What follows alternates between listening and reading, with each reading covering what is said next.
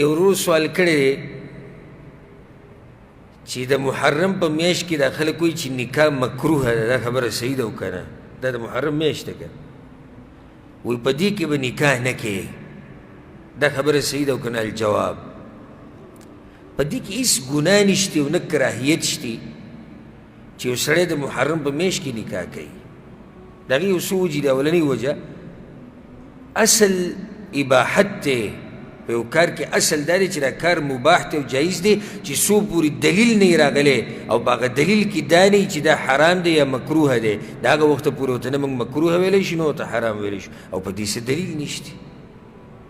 دویمه خبره دا ده اجماع د علماو د په دې باندې، اجماع سکوتي موږ که ورته وی، خو اجماع د په دې باندې د اوسه پورې یو عالم هم دا نه دي ویلي، نه په پوخانو کې نه په وروستنو کې، نه په صحابه کرامو کې، نه په تابعینو کې، نه د دین په مشرانو کې، چیرې په دې ورځو کې نکاح د محرم په میاشت کې نکاح یا حرامه ده یا مکروه ده، یو هم دا خبره نه ده کړې. درېیمه خبره دا ده دا میاشت برکتي میاشت ده، ځکه چې دا په اشهر الحرم کې راځي، هغه څلورو عزتمنو میاشتو کې برکتي میاشت ده. نو چې برکتي میاشت ده پکار خو دا دی چې سړی په دې کې نکاح وکړي چې دا برکت پکې میلاو شي ورته، دې نه یېرېدو خو نه دی پکار چې په دې کې موږ نکاح نه کوو، بدپالي به دلته نه کړي، بلکې پکار خو دا چې یو سړی زه پکې نکاح کوم ځکه چې دا میاشت څه ده؟ میاشت برکتي ده. څلورمه خبره دا ده که څوک دا ووایي چیرې حسین رضی الله عنه په دې میاشت کې شهید شوی، دا شیعګانو دا خبرې مشهورې کړي دي چې په دې میاشت کې به نکاح نه کړي، دا د شیعګانو خبرې دي. نو که څوک دا ووایي چې په دې میاشت کې حسین رضی الله عنه شهید شوی دی ځکه موږ دا کار کوو، نو اولنۍ خبره آیا شریعت دا ویلي دي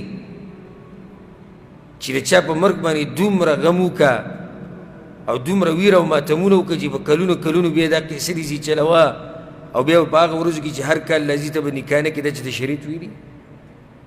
دویمه پیغمبر صلی الله علیه وسلم زیات محبوب دی موږ ته که حسین رضی الله عنه؟ پیغمبر صلی الله علیه وسلم.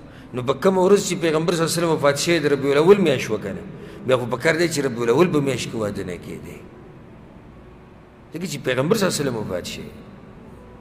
او که داسې موږ غم را تازه کوو نو بیا خو بلکل دا ودونه پرېږدو ځکه چې هر میاشت کې مشران صحابه کرام او علما او دا مړه شوي او موږ دا غمونه داسې را تازه کوو.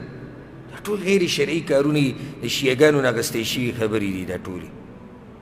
بلکې بعض علما دې له ترجیح ورکوي، وی علي بن ابي طالب رضی الله عنه واده د فاطمه رضی الله عنها سره دا د دریم کال د هجرت په دریم کال محرم په میاشت کې شوی دی. د علي رضی الله عنه نکاح د فاطمه رضی الله عنها سره دا کله شوی دی؟ د هجرت په دریم کال په اولنۍ میاشت کې. څنګه دا ناروا شو؟